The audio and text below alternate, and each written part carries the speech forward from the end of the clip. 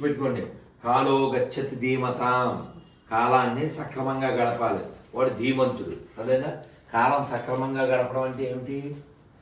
లోపల స్మరణ జరగాలి, నువ్వు యాక్టివ్గా ఉన్నప్పుడు జపం చేయాలి, చదవాలి, వినాలి, రామకోటి లాంటివి రాయాలి. మన మనస్సు ఎప్పుడూ భగవంతుడి యొక్క రూపం మీద, లీల మీద, గుణం మీద, భగవద్భక్తుల యొక్క వారి జీవితాల మీద మనం ఎప్పుడు ధ్యానం చేస్తూ ఉండాలి. బంద్ చేయండి. ఎంత డేటు? 10 డేట్ ఎంత? 10, 11, 20. సో అందుకని మీ అందరికి చేతికి ఎందుకు ఇచ్చాను? గుర్తు.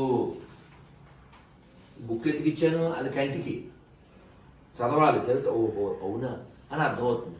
వినాలి, వింటే ఓ అని అర్థమవుతుంది. రామాయణంలో అనుమానింపబడిన క్యారెక్టర్ ఎవరు? ఇంకా ఇంకా విభీషణ్ ఎవరు అనుమానించారు? లక్ష్మణాసుడు. లక్ష్మణుడు ఏంటి? బోల్ మంది అనుమానించారు. రాముడు ఫీల్ అయ్యాడంట, అరగంట నిన్ను అంతరిక్షగతో శ్రీమాన్ అంటారు, అరగంట వెయిట్ చేశాడంట పైన. రాముడు రామాయణం మొత్తంలో బాగా గిల్టీ ఫీల్ అయింది అదే అంట.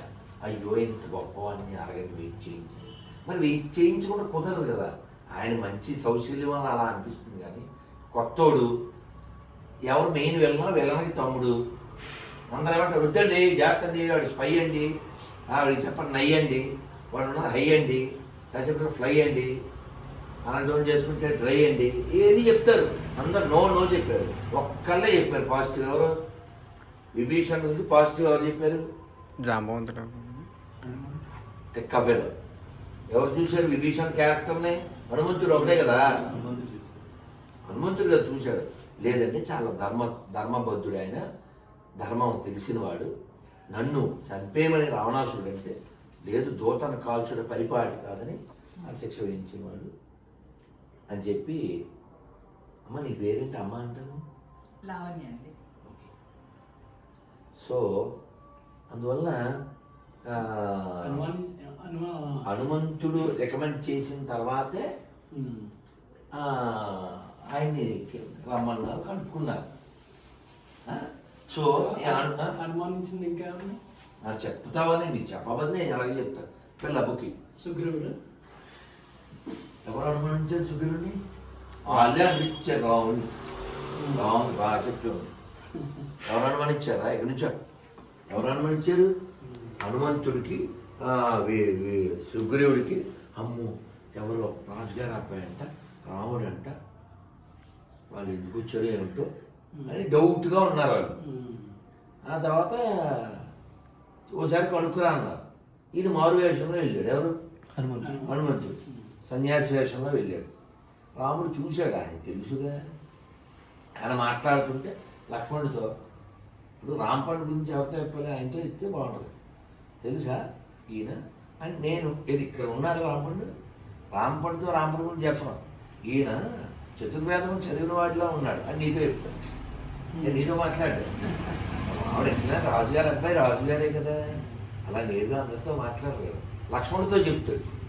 ఆ తర్వాత స్వామి ఒక్కసారి మా రాజుగారు సుగ్రీవుడు కష్టాల్లో ఉన్నాడు, మీరు ఒక్కసారి అంటే సరే వస్తారు. వీటి మీద కూర్చొని వెళ్ళిపోతారు. ఎక్కడ కోతినెక్కిన రాజుగారు ఉన్నారండి. ఆ రాముడికి ఆ బ్యాషన్ లేదు, వెళ్ళబ్బాబాయ్ కాదు ఆయన, వెళ్ళిపోతాడు అంతే. వెళ్ళిపోయాడు. ఆ తర్వాత మరి మా అన్నయ్య ఇలాగే ఇదే అన్నాడు, పర్లేదు వేసేద్దామంటాడు. వేసేద్దామంటే నీ బలమేమో మాకు ఎలా తెలుసు అంటాడు. మా అన్నయ్య బలం తెలుసా అంటాడు. తెలుసు కదా, వాలి మామూలుడు కాదు, 7 మద్ది చెట్లు రాముడు కోల్చుతాను. ఎందుకు కూల్చుతానంటే మనోడు పొద్దున్న లేచి ఎక్సర్సైజ్ చేస్తూ ఏంటి 30 మంది మనుషులు ఎలా పట్టుకుంటే ఇలా ఇలా చేతులు ఎత్తే ఎంతలా ఉంటాయో అలాంటి చెట్టుని పచ్చిగా ఉన్నదాన్ని ఈ అంటే అది మొత్తం మోడైపోయింది. ఏమిటి 30 మంది పట్టుకుంటే ఎంతలా ఉంటుందో అంతలా ఉండే కాండ ఉండే చెట్టుని ఈ అని ఊపితే మొత్తం రాలిపోయి బోడైపోయింది. మరి మా అన్నయ్య బలం అది, నువ్వు ఎదుర్కోగలవా అన్నాడు. ఎవరు? సుగ్రీవుడు. సరే, రాముడు బాణం వేశాడు. బాణం వేస్తే అది రాంబాణం కదా, అన్ని చెట్ల మధ్యలోంచి వెళ్తే అన్నిటినీ ఒకసారి వేసి అన్నాడు. కానీ మా అన్నయ్య అన్నాడు. అలా దుందుబిని ఒక రాక్షసుని చెప్పాడు. వాడి శవం ఆడ పడిందంటే రాముడు వెళ్ళి ఆ బొట్టనేలతో అలా తంతాడు. అదేమో ఎక్కడికో వెళ్ళి పడద్దు. కానీ ఏమంటాడు తీసుకు అప్పుడు అది కండబట్టి లావుగా మాంసంతో ఉన్నది. జస్ట్ అది స్కెల్టిన్ దానికి పెద్ద గొప్పే ఉన్నాడు. క్వశ్చన్ తెలుసా, ఈ మధ్య చెట్లు కూల్చిన వరకు అంటే ఇలా చాలా చేస్తాడు. మధ్య చెట్లు కూల్చిన తర్వాత సొంతం కూర్చొని అంటాడు. కూర్చోమని అండు ఎవరిని? రాముడిని కూర్చోండు. ఆ హనుమంతుడు ఏదో అప్పుడు చెక్క ముద్ద తెచ్చిస్తాడు కూర్చో. రాముడు కూర్చోండు. రాముడికి ఏం పని అండి? సరే, మొత్తానికి ఆయన ఒప్పుకుంటాడు. తర్వాత స్టోరీ మీకు తెలుసు. అంటే అలా అనుమానానికి గురై చాలా బాధపడిన వాడు ఎవరు? ఆయన తప్ప మీరు అన్నీ చెప్పారు. నేను అది చెప్తాను. అనుమానింపబడు. రాముడిని ఎవరు అనుమానించారు? అతను అనుమానించారు. అయిపోయింది సుగ్రీవుడు. అలాంటి క్యారెక్టర్లో చాలా బాధాకరమైంది భరతుడు. భరతుడు చాలా అన్యాయం. అతని దోషమే లేదు కదా. అతను ఏమన్నా చేశాడా? వాళ్ళ అమ్మ కూడా మంచిది యాక్చువల్గా. ఆ మందల వల్ల మొత్తం సినిమా అంతా ఇలా తెరబడిపోయింది. గుహుడు రాత్రి అక్కడ పడుకుంటాడు. రాముడు పొద్దున్న ఆ పక్క దింపుతాడు. ఈయన లేట్గా వస్తాడు కదా భరతుడు. అమ్మ నాన్నగారు ఏరి, అన్నయ్య ఏరి, ఇది అంతా అంటాడు కదా. మరి ఇలాగా అన్ని ఆవిడ చెప్పుద్ది. ఆయన కోపం వస్తుంది, అరుస్తాడు. వశిష్ఠుని కూడా అరుస్తాడు. అన్నయ్యని వెనక్కి తీసుకొచ్చేద్దామని బయలుదేరితే గుహుడు ఉండే ఆ పేట ఉండగా, కోయపేట, అక్కడికి వస్తాడు.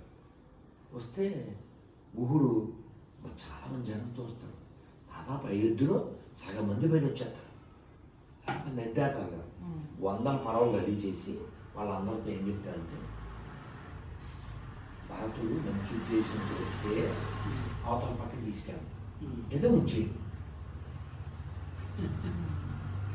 అంటే రాముడికి గుడికి ఎంత అండి పరిచయం? ఓ రాత్రి పడుకుంటే పొద్దున్న వెళ్ళిపోయాడు. తినలేదు రాముడు. పండ్లాట పెట్టాడు అతను, తినలే. రాముడు మరి ఎంత రాజుగారిపై ఇలా ఉంటాడు కదా. కృష్ణుడు అంటే బాలా ఎగిలిపినట్టు లేదు, ఏం తినేస్తాడు. ఈయన అలా కాదు కదా రాజుగారు అబ్బాయి. అమ్మ ఆటాలు గొడవ వస్తే ఫైనల్గా ముఖం మీద అడిగిస్తాడు. నువ్వు వేరే ఉద్దేశంతో ఏం రాలే కదా అంటాడు. ఎవరిని? దారుణం. ఒక్కరోజు పరిచయస్తుడు సొంత తమ్ముడిని. నాకు రాముడిని కూడా పరిచయం ఉంది. ఇప్పుడు పరిచయం అయినోడు నన్ను రాముడిని అనుమానించేస్తే అది దుర్మార్గం కదా. నిన్న పరిచయం అయినోడు ఏడుస్తాడు. అది చెబుతూ శ్రీవాసం అపలాచారు వాళ్ళు అంటారు. భారతుని చూస్తే ఏడుపు వస్తుందంట. భారతుడు స్నానానికి వెరీ ఎర్లీగా వెళ్ళిపోయాడంట. 2-2:30 టైంకి వెళ్ళిపోయాడంట. ఎందుకంటే తెల్లారి వెళ్ళారు అనుకో 4 టైంకి. ఆ ఇల్లు తుడిచేవాళ్ళు వీడేనండి, వీడి వల్లనే అడిగి వెళ్ళాడు రాముడు అంట. అసలు ఏమన్నా తప్పు చేశాడండి? అందుకోసం రామచంద్రమూర్తి మీరు అది వింటే అర్థమవుతుంది. సోదర భరత సమానాయని శ్రీరాముడు ఎన్నికగొన్న హనుమ, సాధుల పాలిట ఇంద్రుడవన్న, అసురుల పాలిట కాలుడవన్న, అష్టసిద్ధినవ నిధులకు దాతగా జానకీ మాత దీవించెనుగా. శ్రీ హనుమాను గురుదేవులు నాయద పలికిన సీత రామ కదానే పలికెద సీత రామ కదా. ఎందుకని రామాయణం వినాలి, ఎందుకని చదవాలి. రాముడితో ఎప్పుడైనా వితౌట్ సీత రాముడు ఉన్నాడు, కానీ వితౌట్ లక్ష్మణ ఉన్నాడు. రామాయణం అంతా చూడు. కానీ సోదర భరత సమానం అన్నారు. నేను కొంచెం ఫీల్ అయ్యాను. అసలు ఇంకా భార్యను కూడా వదిలేసి 24 గంటలు వెనకాల నుండి తిండి నిద్ర మానేస్తే భర్త సమానం ఏంటి, లక్ష్మణ సమానం అన్నారు కదా అని నాకు అనిపించింది. కానీ రాముడు లాగే ఉంటాడంట భరతుడు. భరతుడు. ఈ సంజీవిని పర్వతం కోసం వెళ్తాడు కదా, అవి వెళ్ళినప్పుడు ఎంత చూస్తూ వెళ్తాడు. ఇక్కడేంటి రాముడు ఇక్కడ ఉన్నాడు అనుకున్నాడంట హనుమంతుడు. జస్ట్ అంట అలా ఉంటాడు. మనకి తెలియదు కానీ శత్రుఘ్నుడు ఏమైనా సుఖపడ్డాడు అనుకుంటున్నారు ఏంటి? మీరు చదవండి, గావతి గోరఖ్పూర్ రామాయణం చివరి పేజీలో ఉంటుంది. ఆ తల్లులంతా అక్కడే ఉన్నారు కదా. మరి శత్రుఘ్నుడి భార్య ఎవరు? శృతకీర్తి. ఏదమ్మా మా అబ్బాయిని అడగడానికి వస్తుంది సుమిత్ర. రూమ్లో ఉన్నారు. రూమ్లో మంచం ఉంటుంది, అబ్బాయి కాబట్టి నేల మీద పడుకుంటాడు. ఎవరు సుఖపడ్డారు? 14 ఏళ్ళు ఎవరు పేరుకు లోపల ఉన్నారు. ఆ పిల్లకి బయట కిందే పడుకుంటారు. అదే ఇవన్నీ తెలియదు కదా మనకి. రాముడు ఒక్కడే అడవిలో అరణ్యవాసం చేశాడు భార్యతో లక్ష్మణుడితో అనుకుంటున్నారేమో. ఇక్కడ ఎవరో సుఖపడలేదు. మరి ఈ అబ్బాయి భరతుడు అన్నయ్య రమ్మన్నాడు, రానన్నాడు, నేను ప్రయోగ ప్రశ్న చేస్తాను, నేను చచ్చిపోతా అన్నాడు, ఎన్నో అన్నాడు. ఒళ్ళో కూర్చోబెట్టుకున్నాడు, తలని మిరాడు. కుదరదన్న నాన్నకి మాట ఇచ్చాను అంటే అయితే నువ్వు రావా కన్ఫర్మ్ సరే అని మర్రిపోను నెత్తి మీద పోసేసుకుంటాడు. ఏమవుద్ది? గడిగట్టద్దు, అట్టగట్టేద్దమ్మా. 14 ఏళ్ళు అట్టగట్టేస్తాయి. మీకు కావాలంటే రామాయణం చదవండి. రాములు వారు విభీషణుడితో రావణ వధ అయిపోయిన తర్వాత దాన సంస్కారం అయిపోయిన తర్వాత ఇంక మేము వెళ్ళాలంటే అంటే స్వామి కోసం మంచి పన్నీరు టబ్బలు షవర్ బాతులు అన్నీ రెడీ చేశాను. ఈ స్నానాలు గేనాలు కాదు, మా వాడు ప్రతిజ్ఞ చేశాడు. ఎవరు? భరతుడు. ఇదే పని. అన్నయ్య వస్తావు రావా ప్రయోగవేశం అంటాడు. సరే రానంటాడు. అయితే 14 ఏళ్ళు అయిపోయిన వెంటనే వచ్చాను. 14 ఏళ్ళు ఒకరోజు అవ్వకూడదు అంటాడు. 13 సంవత్సరాల 364 రోజు నాడు నాడు స్నానం చేయలేదు రాముడు. అంత యుద్ధం చేసి అంత చెరగకూడదు. స్నానాలు గీనాలు పెట్టుకుని పేనాలు పోతాయి. రావాలి ఆ హెలికాప్టర్ పేరేంటి? పుష్పగవాన్. అది వేసుకొచ్చిస్తాడు. హనుమంతుడితో చెప్తాడు. రాముడికి ఎంత గుర్తు చూడండి. ఇగో నువ్వు తొందరగా వెళ్ళి ఆ గుహుడిని రెడీ ఉండమన్నాడు. అని గుడి ఏం చేశాడండి? జస్ట్ ఆకులతో గడ్డితో బెడ్. రాత్రి 13 సంవత్సరాల 364 రోజులు గుర్తుపెట్టుకుని ఇగో అతను ఎవరో తెలుసా? ఆత్మసఖ అంటాడు. పెద్ద మాట కదా అది. ఇప్పుడు నీ ముందు రాంపడి చాలా గొప్పడంటే ఏదో బిల్డప్ 1200 అయిపోద్ది. కాదు, రాంపడి లేనప్పుడు రాంపడి గురించి వేరే వాళ్ళతో చెప్పాం అంటే అది నిజం. ఆత్మసఖ వెళ్ళు పిలుచు అంటాడు. వెళ్ళు ఆ సుగ్రీవుడు బ్యాచ్ అంటారు, ఆ భార్య వాళ్ళంతా రెడీ ఉండమండి. హనుమంతుడు అలా ముందెళ్ళి చెప్తాడు భరతుడికి. అంతా చెప్పేస్తే వాళ్ళంతా వస్తారు.